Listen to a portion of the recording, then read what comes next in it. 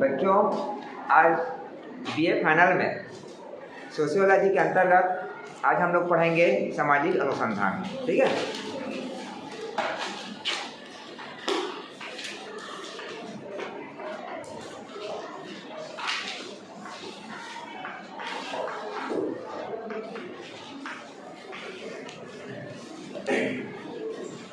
सामाजिक अनुसंधान को इंग्लिश में सोशल रिसर्च बोला जाता है। क्या बोला जाता है? Social research. ठीक है।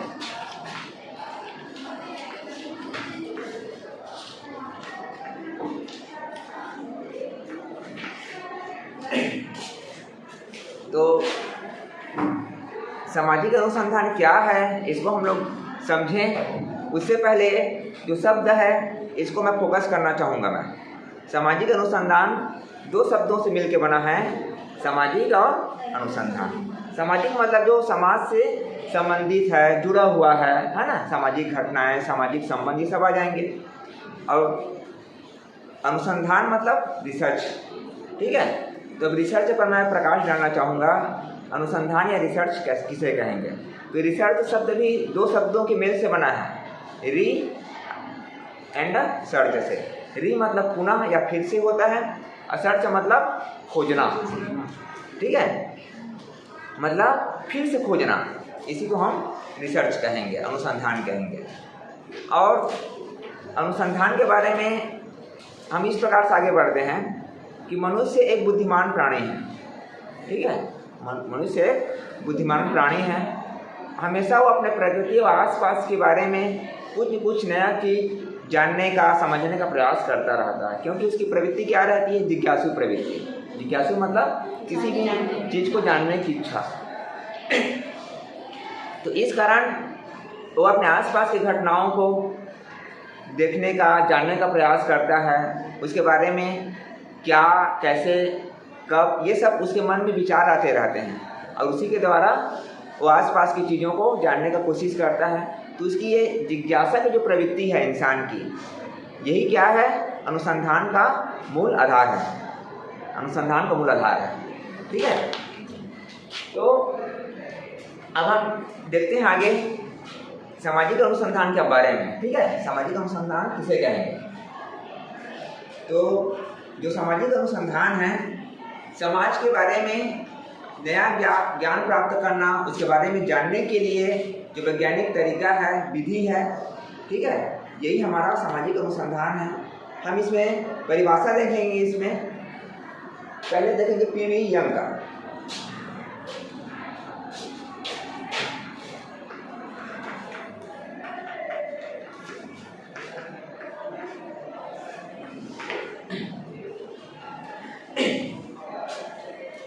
पी.वी. यंग ने सामाजिक अनुसंधान के बारे में जो परिभाषा दी है उसको हम देखते हैं।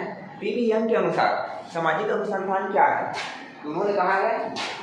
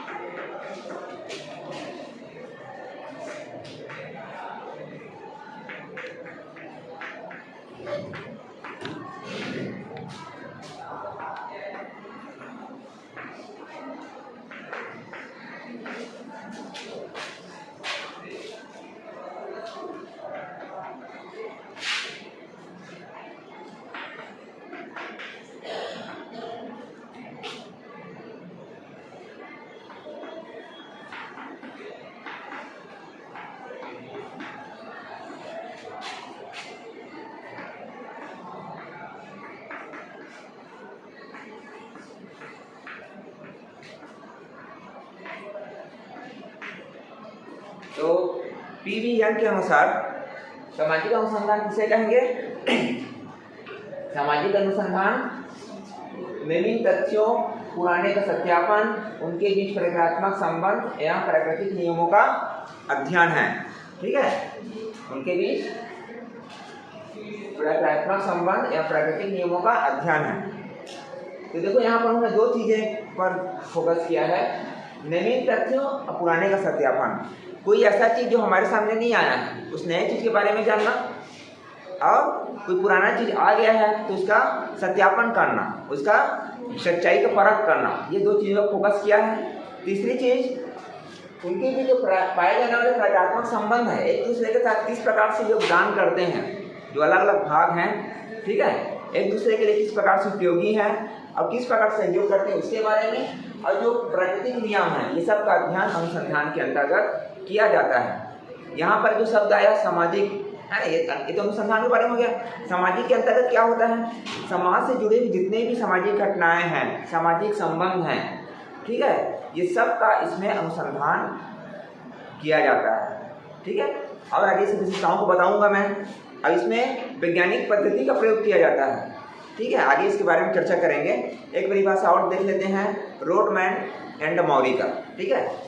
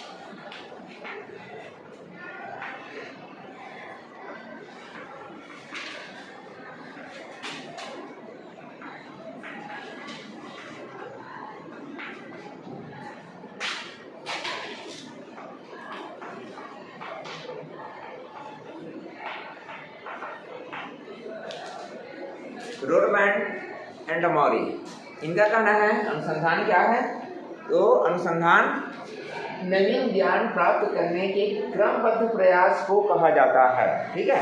कोई भी नवीन ज्ञान हमको प्राप्त करना है और प्रयास कैसे रहेगा, क्रमबद्ध रहेगा, स्टेप बाय स्टेप रहेगा, अव्यवस्थित नहीं रहेगा, ठीक है। तो उसी को नवीन ज्ञान प्राप्त करने के क्रमबद्ध प्रयास को रोडमैन एंड मौरी ने अनुसंधान कहा है, ठीक है। क्लियर हो गया। इसके बाद हम लोग अब आगे देखेंगे सामाजिक अनुसंधान की प्रकृति कैसे रहती है, ठीक है। तो सामाजिक अनुसंधान की जो प्रकृति है वैज्ञानिक रहती है, ठीक है। इसमें वैज्ञानिक विधि के द्वारा निष्पक्ष अध्ययन किया जाता है और उसके आधार पर निष्कर्ष निकाले जाते हैं, ठीक है। इसको ध्यान में रखना कि सामाजिक अनुसंधान की प्रकृति क्या रहती है, वैज्ञानिक रहती है, वैज्ञानिक पद्धति का प्रयोग किया जाता है और निष्पक्ष रहकर निष्कर्ष निकाले जाते हैं। वैज्ञानिक पद्धति पर यहाँ फोकस इस नाम से नहीं कर रहा हूँ, उसके बारे में हम डिटेल में चर्चा करेंगे हम लोग, है ना। बीच में जब क्लास चल रही थी तो मैं और बता चुका हूँ कुछ उदाहरण देकर उसका।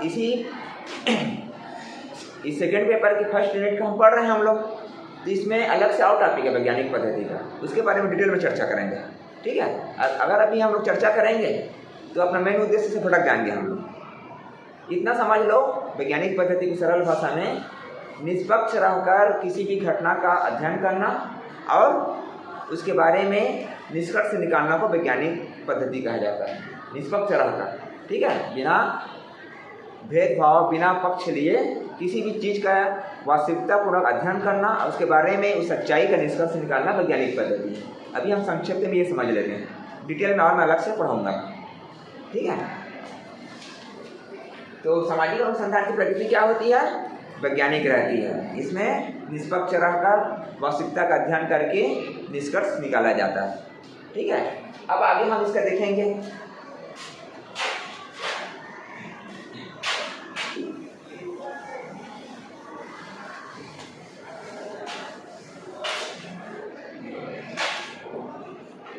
आगे हम देखेंगे कि सामाजिक अनुसंधान का उद्देश्य क्या है, ठीक है।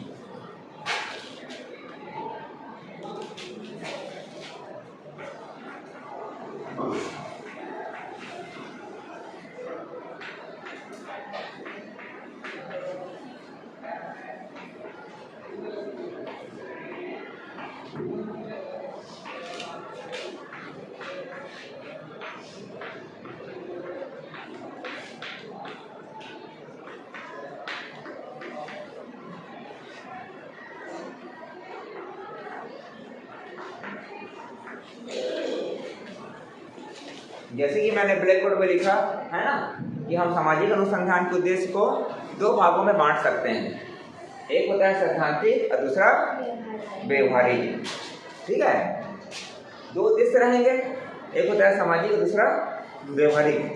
ठीक है, तो सैद्धांतिक में मतलब इसका जैसे हमारे जो सामाजिक घटनाएं हैं, सामाजिक संबंध हैं, ठीक है, इसके बारे में जैसे ज्ञान प्राप्त करना है, उसके बारे में जानना है, ये सब उसमें आ जाएंगी। सामाजिक संबंधों के बारे में, सामाजिक घटनाओं के बारे में जो अनुसंधान किया जाएगा ये आ जाएगा।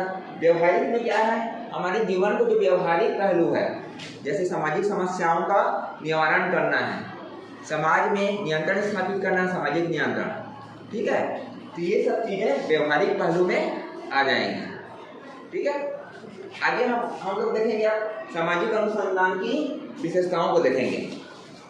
सामाजिक अनुसंधान की विशेषताएं क्या क्या है।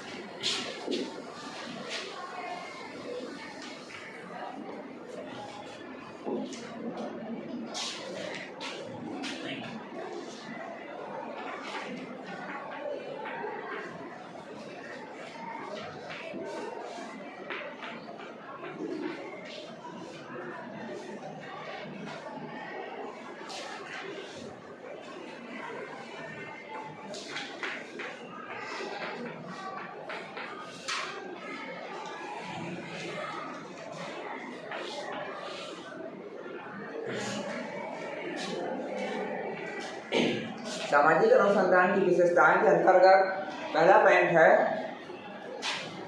समाज के बारे में, सामाजिक संबंधों के बारे में, सामाजिक घटनाओं के बारे में नवीन ज्ञान प्राप्त करना। ठीक है, पहला।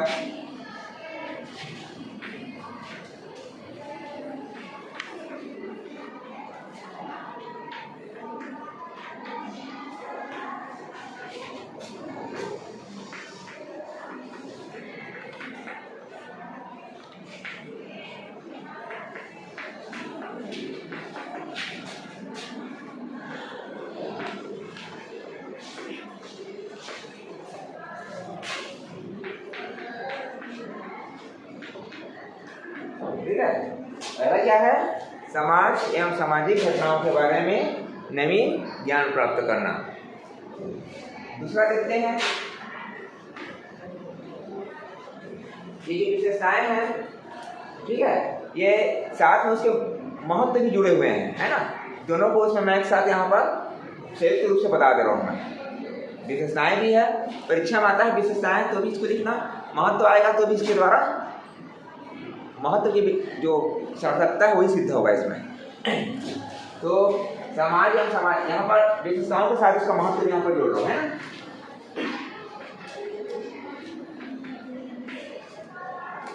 तो समाज एवं सामाजिक घटनाओं के बारे में नवीन ज्ञान प्राप्त करना। दूसरा है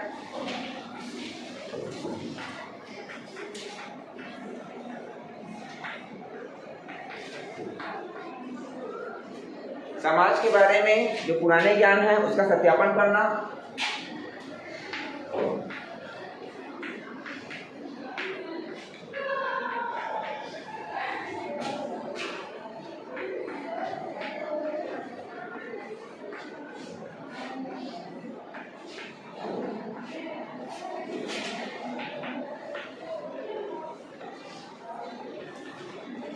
तीसरा है सामाजिक घटनाओं के बारे में क्रमबद्ध व्यवस्थित अध्ययन करना।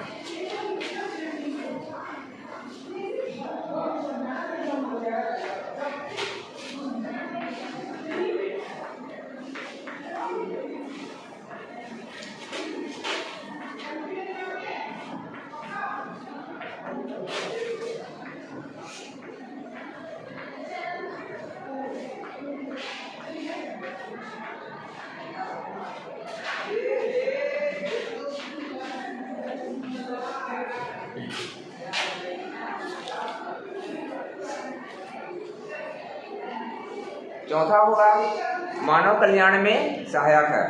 ठीक है,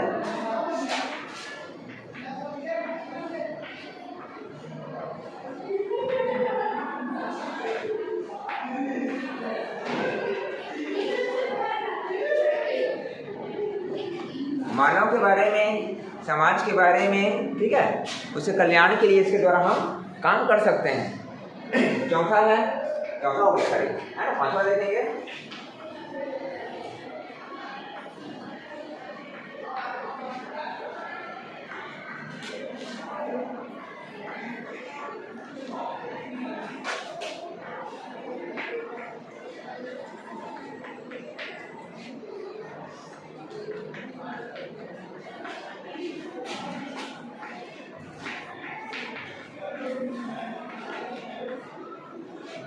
पांचवा नंबर है समाज के बारे में योजनाएं बनाने में सहायक है। हम सामाजिक अनुसंधान करके समाज के हित के लिए कुछ अच्छी योजनाएं बना सकते हैं इसके द्वारा, ठीक है।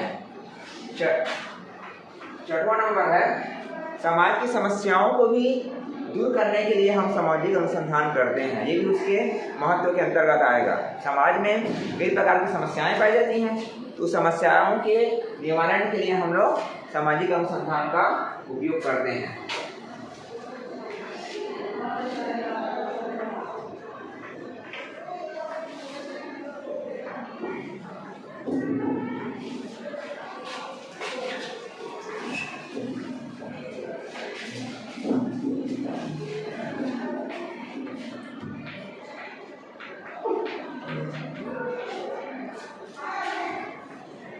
ठीक है। सातवां नंबर है समाज में नियंत्रण स्थापित करने के लिए सामाजिक अनुसंधान सहायक है।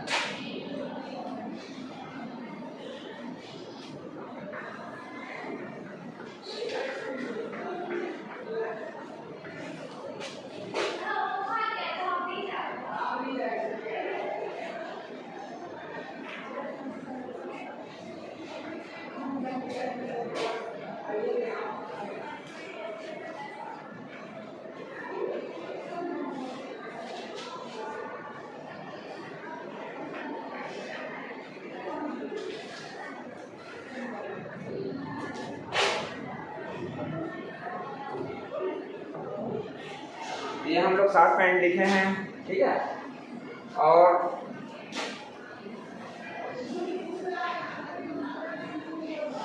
एक और इसके महत्व को हम लिख सकते हैं कि समाज में जो सामाजिक संबंध पाए जाते हैं उनके बारे में भी इसके द्वारा हम कम बात ढंग से हम अध्ययन कर सकते हैं, ठीक है। 8वां नंबर का बोल लेना।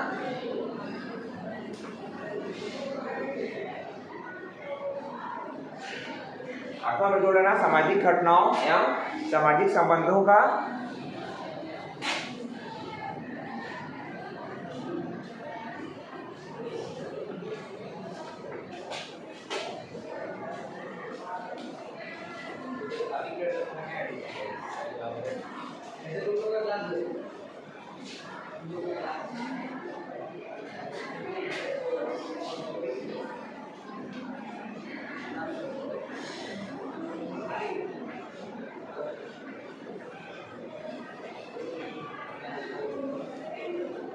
सामाजिक सोच के द्वारा सामाजिक घटनाओं एवं सामाजिक संबंधों का क्रमबद्ध अध्ययन हम कर सकते हैं। इस प्रकार से 8 विशेषताओं और महत्व को हमने देखा, ठीक है।